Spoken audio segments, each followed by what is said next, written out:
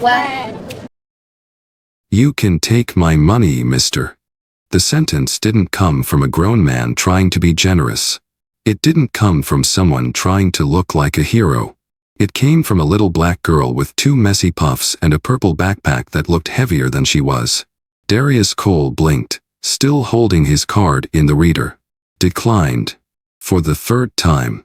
The screen flashed it like an accusation. He could feel the weight of eyes on his back, the pressure building in the silence between beeps and bagging. A guy behind him scoffed. Come on, man. You dressed like a whole billboard for success, and you can't even buy eggs. Another chimed in, trying to whisper but not trying hard enough. Must be one of those fake rich TikTok types. Flex in front of a camera, broke behind the scenes.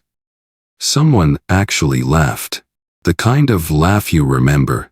The kind that's not about humor, it's about permission.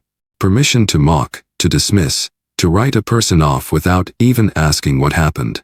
Darius didn't say a word. His throat was tight. Pride told him to walk out, shoulders up, head high. But his feet wouldn't move. Then the girl stepped forward again, bag in hand, voice louder this time. I said, you can take my money. People turned. Some chuckled. Some looked embarrassed. But she didn't flinch.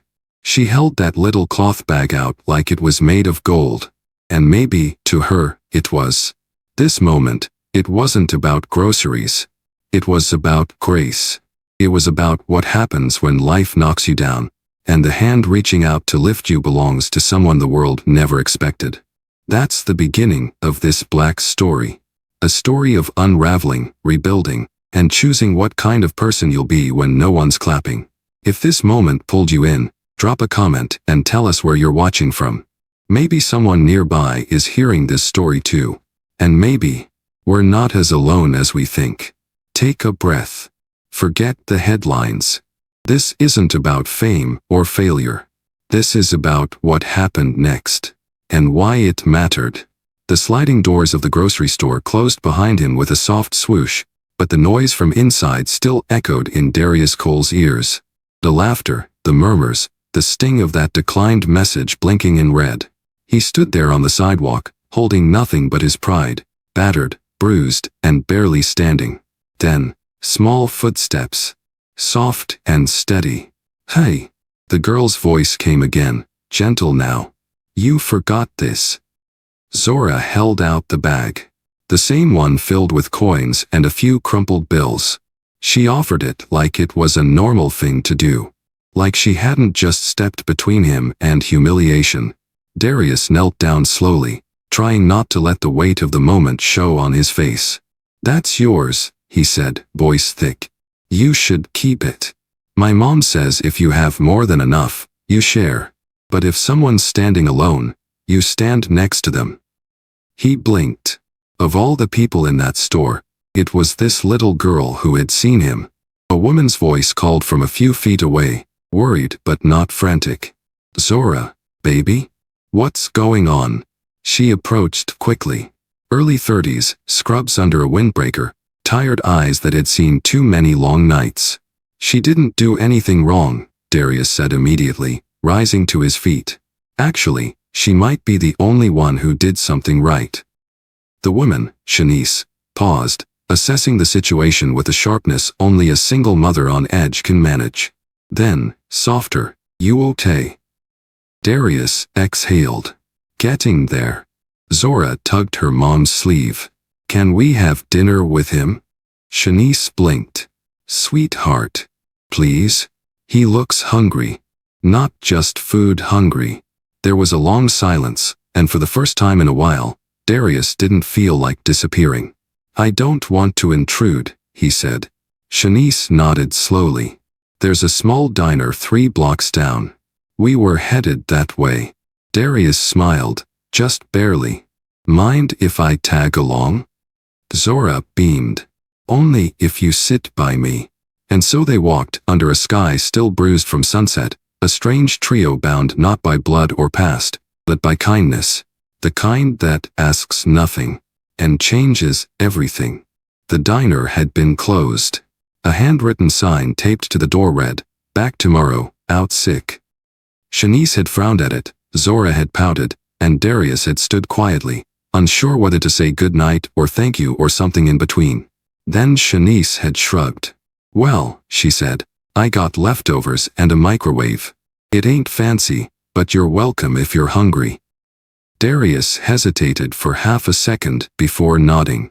"Honestly, I'd appreciate that more than you know." The walk to their apartment took about 10 minutes. It was in a low-rise building tucked off the main road, the kind with peeling paint and window units humming out of sync. But there were flower pots on balconies and bikes chained with care. It was lived in. Real. Shanice unlocked the door and waved him in. "Watch the rug," she warned. "It curls up in the corner. Almost took me out last week." Darius stepped inside. The space was small, 2 rooms, maybe, but it was tidy. Lived in without being worn down. A couch with mismatched cushions. A coffee table cluttered with crayons and spelling worksheets. The scent of lavender and something fried still lingered in the air. Zora plopped onto the floor and started digging through a box of toys. "You like root beer?" she asked. "Love it," Darius said with a smile. Shanice pulled 2 cans from the fridge and a plastic container of what looked like baked mac and cheese. "Hope you're not picky," she said. "This was supposed to be dinner tomorrow." "But I'm not picky," Darius said quickly. "I'm grateful." They ate off paper plates at the couch. Zora talked nonstop about her school, her art project, the mean boy in her class who got sent home for pulling her braid. Shanice listened, chiming in here and there, mostly letting her daughter lead. Eventually, Zora disappeared to her room, humming to herself. And then, it was quiet. Shanice looked at Darius. "You wanna tell me what really happened back there?" He took a deep breath. 3 years ago, I sold my company for a number that would make most people dizzy. A month later, I lost everything in a lawsuit I never saw coming. Today, my backup card expired. That's all. Shanice didn't blink. "But you still showed up. That counts for something." Darius nodded slowly. And for the first time in a long time, it did. The next morning, Darius Cole woke to the sound of his phone buzzing on the nightstand like it was trying to shake the whole motel room awake. He groaned, reached for it blindly, and squinted against the harsh screen light. 57 missed notifications. Group texts. Emails. News alerts. Twitter. He tapped the first link without thinking. It was a video. Grainy footage from the grocery store checkout, taken from someone's phone. It showed him frozen in front of the card reader, expression stiff, eyes darting. Then the camera panned down to Zora, offering her little bag of coins. The moment replayed twice. Once in slow motion. The caption read, "When your billionaire card declines, and a 9-year-old saves you." Underneath, #BrokeBillionaire, #Humility Challenge, #RichManFails. He felt the blood drain from his face. The clip had already hit over 2 million views. The comments were brutal. "Man got alligator shoes but no cash? New marketing stunt? Or just sad? Imagine flexin' and still getting saved by a kid." Darius closed the app. Tried another. It was everywhere. TikTok. Reddit. Even Facebook groups his mom probably followed were sharing it. He opened Twitter. One post had clipped the video to circus music. Another superimposed Monopoly cards over his head. Some called him brave. Others called him pathetic. None of them knew the truth. And none of them cared. He stared at the screen for a long time, thumb hovering over the icon. Delete everything. Vanish again. Head west and never look back. Then his phone buzzed again. A text. From an unknown number. It just said, "She's proud of what she did yesterday. Said you looked like someone who needed a friend." He didn't have to ask who it was from. He knew it was Shanice. He leaned back on the bed, staring at the cracked ceiling. The world had seen the worst 10 seconds of his life, and turned it into content. But maybe, just maybe, there was a different kind of story still worth telling. Not on a screen, but in person. He got dressed slowly, slipped the motel key into his back pocket, and stepped outside, not to escape, but to stay. Darius Cole didn't leave town that morning like he planned. He'd packed his duffel bag. He'd even dropped the key off at the front desk of the motel. But something kept his feet moving slower than usual. Something heavier than shame or headlines. It was Zora. It was the look in her eyes when she'd handed him that cloth bag. Not just kindness, but belief. That maybe he wasn't just a man who failed. Maybe he was still someone worth helping. So instead of merging onto the highway, Darius turned back. Drove through the winding streets of Richmond, past gas stations, old barbershops, and the church with a broken swing set behind it. He stopped there. It was a place most folks passed without looking. The paint was chipped. The grass, knee-high. The playground behind it was rusted and forgotten, with one of the swings tied up to keep kids from using it. Darius stepped out of his car and walked to the fence. He stood there for a long time, watching the wind push a crushed soda can across the pavement. Then he did something that surprised even himself. He got to work. No announcement. No cameras. Just a man with time on his hands and a heart that needed fixing. He drove to the hardware store. Bought a pair of gloves, a rake, and a gallon of bright blue paint. It wasn't much, but it was a start. He cleared weeds. Hauled broken wood to the dumpster. Untied the swing, tested it with his own weight, then tightened the bolts. Sweat soaked through his shirt. But he kept going. That afternoon, as the sun lowered over the rooftops, Zora walked by on her way home from school. She froze when she saw him. Dirty, tired, arms covered in grass stains. "What are you doing?" she asked, blinking.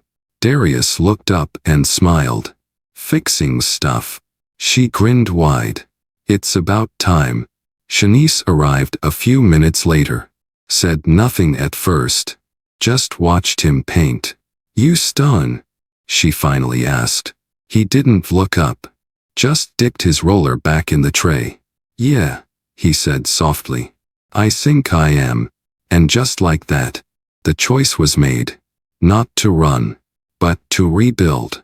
The next morning, Darius Cole was back at the playground before the sun had even finished rising over the rooftops.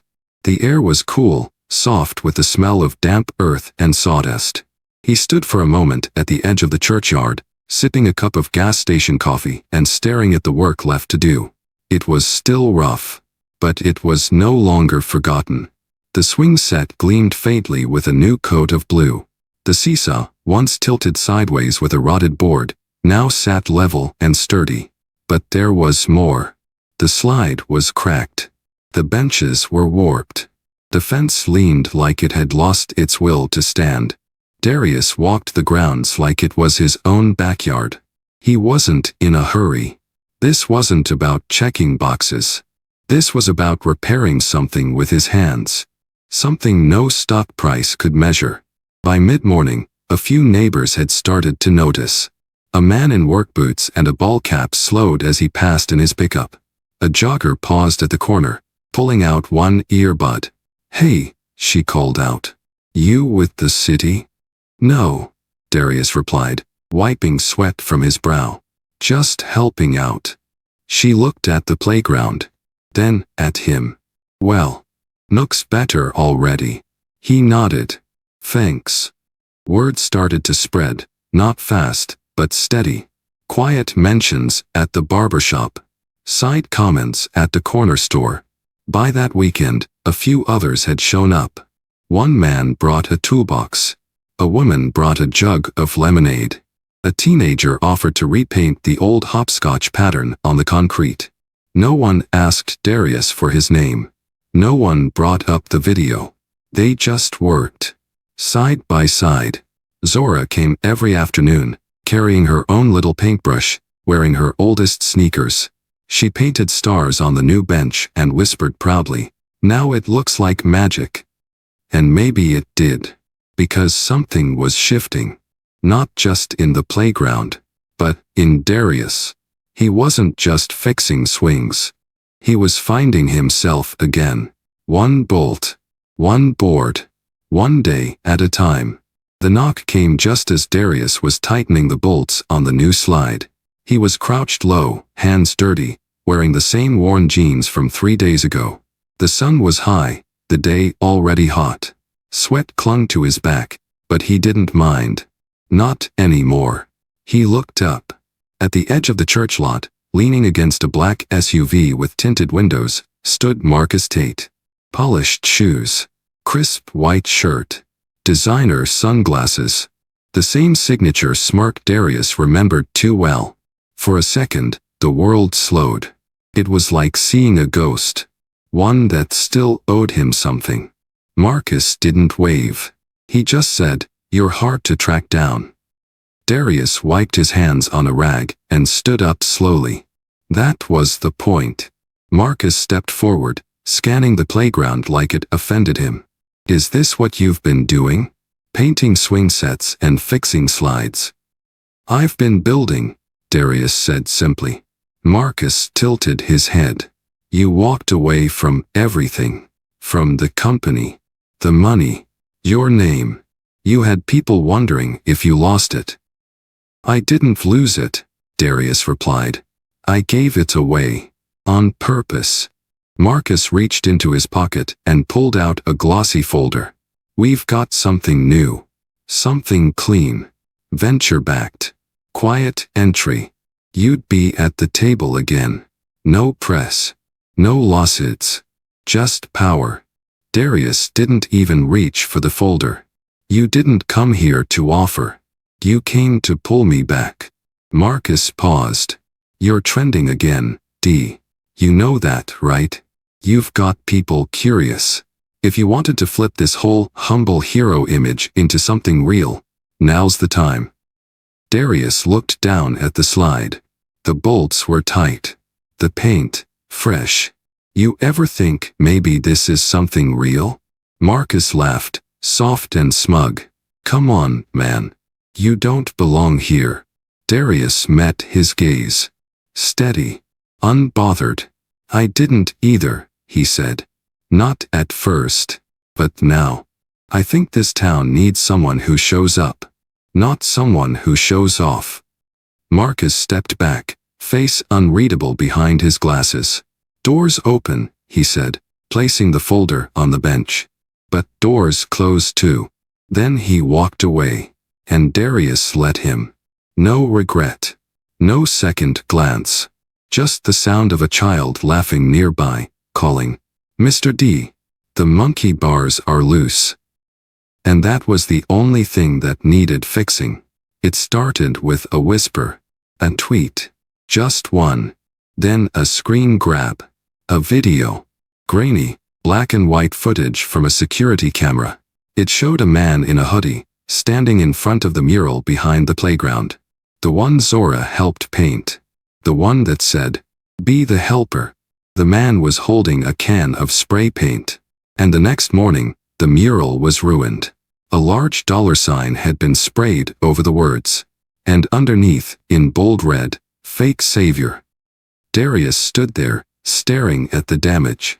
The paint still dripped, fresh, like it hadn't even had time to dry. Shanice arrived a few minutes later, breathless. "I saw it online." He didn't ask how. He already knew. The clip was spreading like wildfire. "It looks like you," she said softly. "But it's not." He didn't respond. Because he'd seen it too. On social media. His face. His build. His walk. The hoodie made it easier to believe. The caption said it all. "Caught in the act. Dawsonville's so-called hero exposed."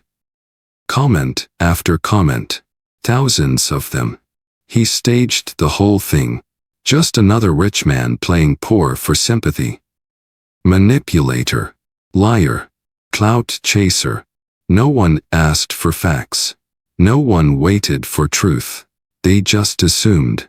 And subtly, the laughter in the grocery store felt merciful compared to this.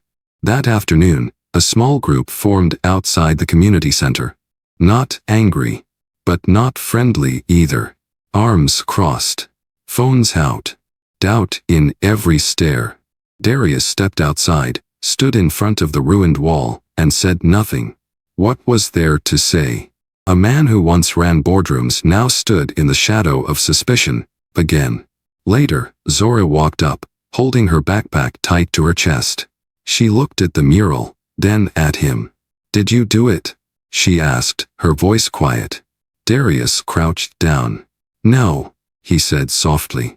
"But it doesn't matter what I say. Not yet." Zora looked at him for a long time. Then, without a word, she pulled a small purple stone from her pocket and placed it in his hand. "Then let's show them what matters." And just like that, he knew what came next. He wasn't going to defend his name. He was going to rebuild the truth. The crowd gathered just before sunset. It wasn't loud. No shouting.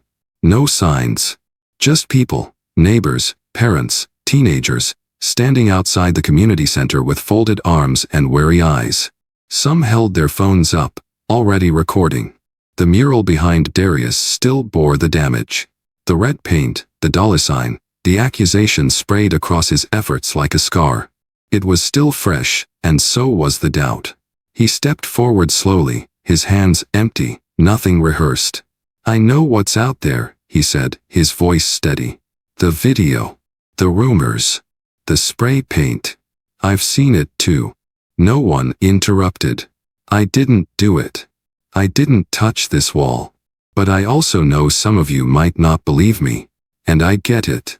I do." A woman near the back shook her head. "It looks like you." A man added, "Why would someone fake that?" Darius nodded, not flinching. "Because walking away from the world I used to live in came with consequences. Some people don't want me building anything new. They want me to disappear." Again. He paused. Looked around at the familiar faces. This mural didn't make me a better man. But it reminded me what better looks like. The silence hung thick, until a familiar voice called out from the side. He didn't do it. It was Shanice, standing next to Zora, both firm as stone. "He was with us that night. He brought us dinner. Helped Zora with her spelling homework. He never left the apartment." Another voice joined in. "I checked the metadata on the video," said Abigail Tran, holding up her phone. "It was tampered with. Cropped.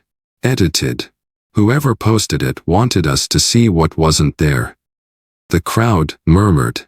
Then an older man, Mr. Darnell, from the Neighborhood Watch, stepped forward. "I don't know anything about metadata, but I know this man shows up. Every day. You don't fake that." Slowly, the tension began to shift. Zora stepped forward and stood beside Darius, her small hand slipping into his. "Helpers don't hide," she said softly.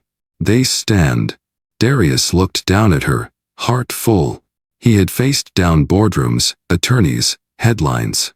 But this was the first time he ever felt truly seen. And believed. By the next morning, something had changed in the air. The anger had thinned. The tension had cooled. And in its place, something new was beginning to grow. Not forgiveness. Participation. Darius arrived early, toolbox in hand, expecting to work alone. But when he turned the corner into the community center lot, he stopped cold. People were already there. A teenage boy was scrubbing graffiti off the mural with a sponge and a bucket of soapy water. Two older women from the church were unpacking paintbrushes. Someone had brought a ladder. Someone else had a bag of fresh flowers. Zora ran up, her sneakers already speckled with dried paint. "You're late," she said, grinning. Darius laughed. "You all did this?" "No," she said. "We did." He walked toward the wall, the scarred mural that once stood as a symbol of hope, then became a target of doubt, and now? It was becoming something else. Something stronger. As the sun rose, more neighbors arrived. One by one. Quietly. With tools. With food. with music. A local DJ set up a small speaker and played Sam Cooke. Kids chalked hearts and stars onto the pavement. Shanice brought lemonade. Mr. Darnell grilled hot dogs in the church parking lot. A retired veteran helped repaint the words, letter by letter. Be the helper. Then came the additions. Zora added a rainbow above the phrase. A group of teens painted small handprints around it, yellow, green, red, blue. Someone painted a bridge. Another painted a pair of open hands. And under it all, in bold white, they added a new line. Truth always outlives the noise. Darius stepped back, arms crossed, heart pounding not from effort, but from something deeper. He had built companies, raised millions, closed deals in glass towers. But this was the most important thing he'd ever helped build. Not a brand, not a business, a moment, a movement. The kind that starts in a small town, with a little girl's bag of coins, and grows into something no lie could erase. The mural dried under the Virginia sun, bright and loud. But what it stood for was quiet and powerful. Because healing had a sound too. It was laughter. It was paintbrushes tapping against brick. It was a community remembering who they were. Together. 3 days after the mural was restored, Darius Cole received a letter. Not an email. Not a text. An actual letter. It came folded in a plain white envelope, hand-delivered by a city employee who simply nodded and said, "You're gonna want to read that." Inside was a formal invitation, embossed seal and all, from the Richmond City Council. They were hosting a town hall to discuss local initiatives, and one of the agenda items had his name on it. Darius stared at the paper for a long moment. He'd been in rooms like that before. Rooms with polished tables, long agendas, and carefully worded compliments. But this felt different. This wasn't about a deal. This was about trust.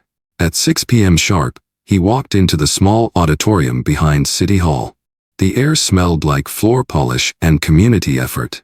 Folding chairs, bottled water, clipboards. People filled the room. Neighbors, kids from the mural crew, church members. And sitting at the head table, Mayor Claiborne, a tall man with gray hair and a voice like an AM radio. The mayor stood up. "We've seen a lot of stories on screens lately," he said. "Some true, some not. But what matters here, in Richmond, is what happens when people show up." He turned to Darius. "Mr. Cole," he said, "you showed up.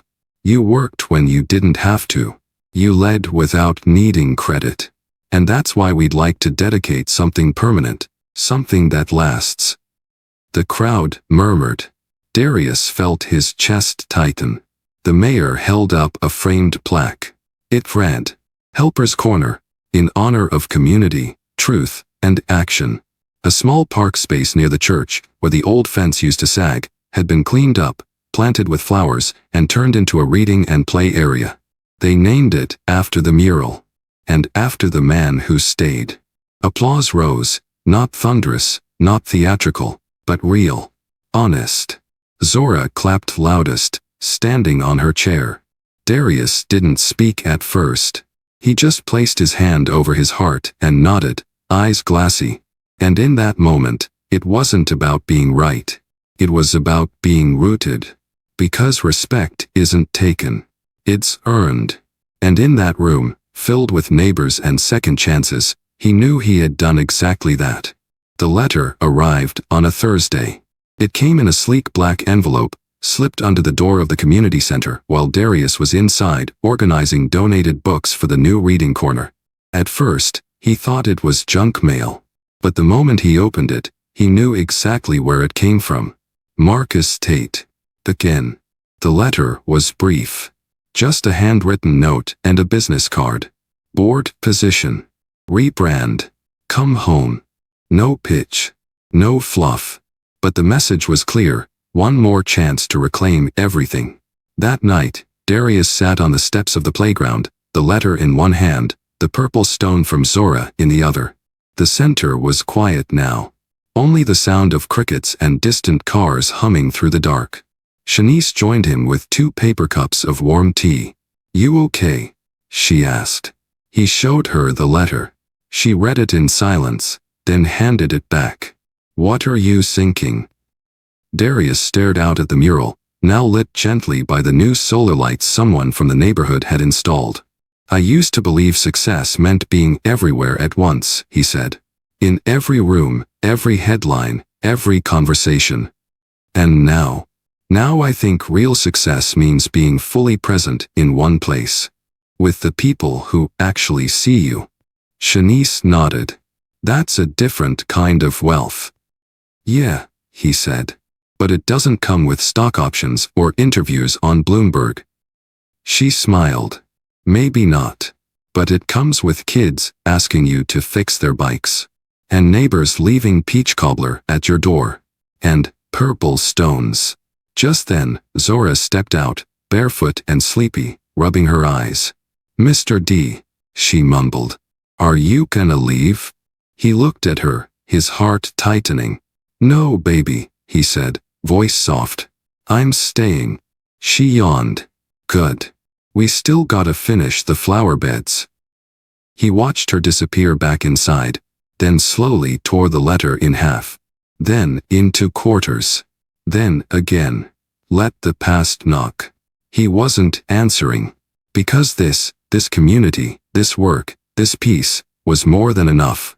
And for the first time in years, Darius Cole felt full. Not of pride, but of purpose. Saturday morning came quietly. Darius stood beneath the mural with a mug of hot coffee, watching the early sun stretch across the paint. The colors still shined, bright, defiant, alive. Kids were due to arrive soon for weekend storytime, and Zora had already left sidewalk chalk art all along the pavement. Stars, flowers, her signature. But for now, it was still. Still enough to think. Still enough to breathe. He thought about everything that had happened since that first declined card. Since that little voice said, "You can take my money." Since the world saw him fall. And more importantly, since he decided not to run. This wasn't about fixing a playground anymore. It was about what you choose to build when no one's watching. What you choose to stand for when no one is clapping. What kind of legacy you want to leave, not in headlines, but in handprints. And in the quiet, Darius understood something he hadn't before. You don't earn value through image. You earn it through presence. Through showing up, consistently, quietly, with nothing to prove but everything to give. Zora ran up just then, holding a new rock she'd painted. Purple again, this one with gold swirls and the words, "Be the reason someone tries again." He took it from her with both hands, like it was priceless. Because to him, it was. And if this story meant something to you, if it reminded you of someone, or stirred something inside you haven't felt in a while, take a moment. Leave a comment. Tell us where you're watching from. Because this isn't just a black story. It's a human one. And somewhere out there, someone else needs to know they're not alone. And maybe, just maybe, you'll be the voice that says, "You can take my help." Because that's what helpers do.